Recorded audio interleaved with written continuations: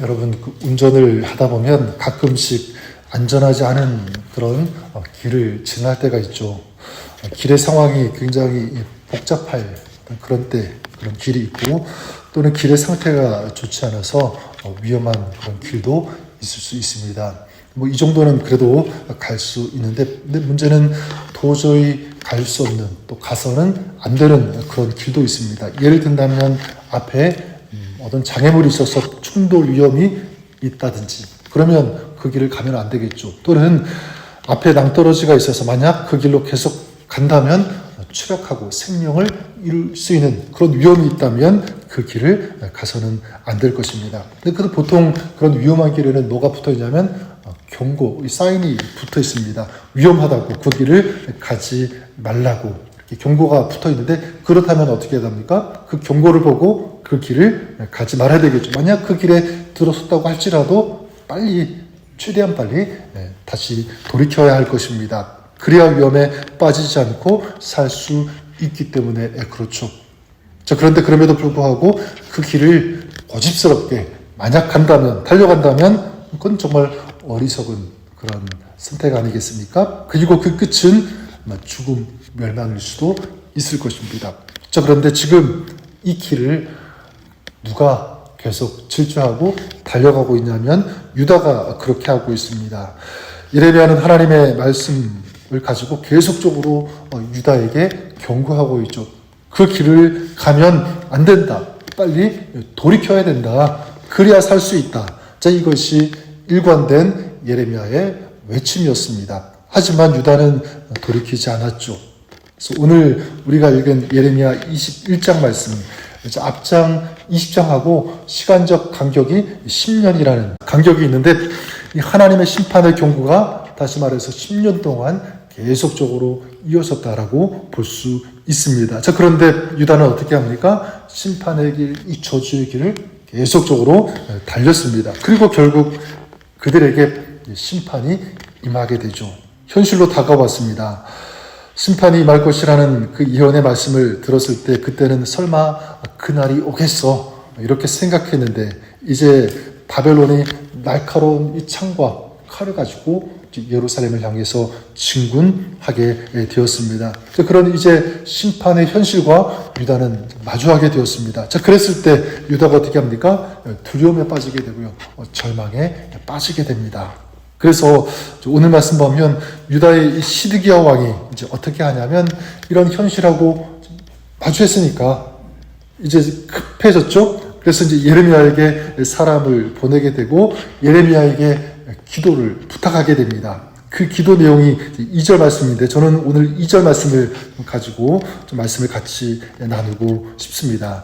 시드기야가 예레미야에게 이렇게 기도해달라고 부탁하는데 2절을 보시면 바벨론의 느부갓네살 왕이 우리를 치니 청컨대 너는 우리를 위하여 여호와께 간구하라. 여호와께서 혹시 그의 모든 기적으로 우리를 도와 행하시면 그가 우리를 떠나리라 하니.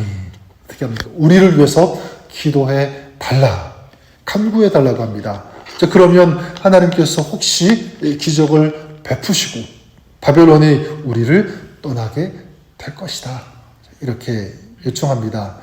지난 10년 동안 한결같이 하나님의 말씀을 무시하고 돌이키지 않았던 유다와 시드기야. 자, 이제는 기도를 부탁합니다. 좀 늦었지만 그래도 이 하나님의 도우심을 구하는 것은 그나마 잘했다라고 볼 수도 있습니다. 그런데 오늘 이 기도를 요청하고 있는 이 시드기야의 이 모습, 제가 볼 때는요 좀 아쉬운 점이 있어요. 세 가지를 좀 같이 보기 원하는데 2절을 보았던 것처럼 어떤 면에서 아쉬울까? 그 안타까운 점. 첫 번째는 이것입니다. 여러분, 정말로 위급하고 중대한 이런 문제가 현실로 닥쳤다면 어떻게 해야 될까요? 사람을 보낼 것이 아니라 사실 이 시드기야 왕 자신이 예레미야 앞에 달려갔으면 어떨까? 이런 생각을 해보게 됩니다. 여러분, 그렇지 않습니까? 이제 조금 후면 바벨론이 예루살렘 성을 무너뜨릴 텐데 그러면 백성들이 다 죽어나가겠죠. 자신의 왕위까지도 찬탈당하게 되는 그런 순간이 오게 됩니다. 이렇게 시급한, 절박한 그런 상황이라면 사람을 보낼 것이 아니라 자기가 달려 와야 하지 않았을까. 그렇죠. 또 한 가지 아쉽고 안타까운 것은 이것입니다. 이렇게 긴박하고 위험한 상황이라면 자신이 하나님 앞에 무릎 꿇어야 되는 것이 아닌가. 그렇죠. 근데 이 시드기야는 그러지 않았습니다. 예레미야에게 사람을 보내는 것은 보내는 것이고 자신이 먼저 하나님 앞에 무릎 꿇고 회개하고요. 그리고 하나님의 긍휼, 하나님의 도우심을 간절히 구했어야 했습니다. 하지만 시드기야는 그러지 않았다는 거예요. 그리고 한 가지 더 무엇이냐면 시드기야의 이 기도 부탁 내용인데 시드기야는 예레미야에게 이렇게 기도해달라고 요청했죠. 2절을 다시 보시면 바벨론의 느부갓네살 왕이 우리를 치니 청컨대 너는 우리를 위하여 여호와께 간구하라. 그 다음 보면 여호와께서 혹시 그의 모든 기적으로 우리를 도와 행하시면 그가 우리를 떠나리라 하니. 여기서 제 마음에 거슬리는 또 제 눈에 거슬리는 단어가 있는데 혹시라고 하는 그런 단어입니다. 혹시 여호와께서 혹시 그의 모든 기적으로 우리를 도와 행하신다면 바벨론은 우리를 떠날 것이다. 혹시라고 하는 이 단어 영어 성경을 보니까 이 perhaps 아마도 이런 뜻인데 이런 뜻이겠죠. 만약 하나님께서 기적을 베푸신다면 그가 떠날 것이다. 바벨론이 우리를 이제 떠날 것이다. 우리는 살게 될 것이다. 이런 내용이겠죠. 여러분 여기서 무엇이 잘못되었습니까? 하나님께서 기적을 베푸실 수도 있고 그렇지 않을 수도 있다. 지금 누가 판단하고 있습니까? 시드기야 자기 자신이 판단하고 있는 거예요. 지금 판단할 그런 시간이 아니라 시드기야 입장에서는 어떻게 합니까? 절박하게 간절하게 하나님의 도우심, 하나님의 기적을 믿고 구했어야 되는 것 아닙니까? 근데 해주시면 좋고 아니면 말고 지금 이런 식으로 구하고 있다는 거예요. 시드기야의 이 모습이 어쩌면 나의 모습, 우리의 모습은 아닐까 이렇게 생각해 봅니다. 여러분은 어떻습니까? 혹시 어떤 중대한 문제, 어려움이 있을 때 하나님을 의지하기보다 사람을 의지하고 있지는 않으십니까?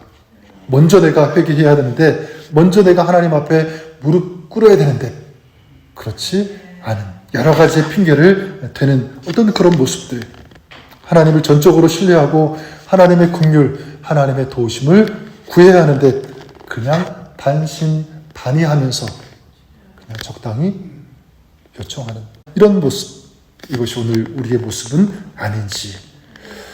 오늘 시드기야 그래도 늦었지만 하나님의 도우심을 구하는 이 모습은 그래도 우리가 본받을 필요가 있다고 생각합니다. 우리도 늦었다고 여겨지는 그런 일들 또 문제 있겠죠. 하지만 여러분 늦었다고 생각할 때 그때가 가장 빠른 때다. 뭐 이런 말이 있는 것처럼 우리도 마찬가지. 늦었다고 생각하는 그런 문제가 있어도 다시 하나님 앞에 나오면 간구하면 기도하면 우리 주님께서 놀라운 은혜와 은총을 더해 주실 것을 믿습니다. 그리고 정말 바라는 것은 내가 먼저 기도해야 한다. 돌이켜야 한다. 그리고 믿음으로 주님의 도우심과 은혜를 구해야 한다. 이것이 여러분의 기도가 되고요. 여러분의 신앙, 삶이 되시기를 주님의 이름으로 축원합니다. 이제 8절 말씀에 내가 너희 앞에 생명의 길과 사망의 길을 두어놓으라 이렇게 하셨는데 여러분 어떤 길을 우리가 걸어가야 되겠습니까? 사망의 길, 이 길이 아니라 생명의 길, 이 길을 걸어가시기를 바랍니다. 이건요 우리의 선택입니다. 어떤 길을 갈 것인가? 그래서 이 생명의 길, 심판의 순간에도 하나님을 의지하고 바라보는 자, 그 사람은 그 사람의 인생의 길은 생명의 길이 될 것이라고 믿습니다. 그래서 우리 저와 여러분이 어떤 순간에도 절망하지 않고 끝까지 하나님을 의지하고 그리고 하나님 앞에 간구하고 간절히 하나님의 은혜, 하나님의 도우심을 구하는 바로 이 길, 이 생명의 길을 가시는 여러분 우리가 될 수 있기를 바랍니다.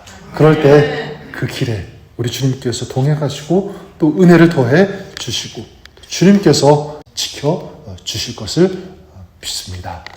오늘 하루 여러분의 삶이 그 길, 생명의 길을 걸어가는 여러분의 삶이 되시기를 우리 주님의 이름으로 간절히 축원합니다.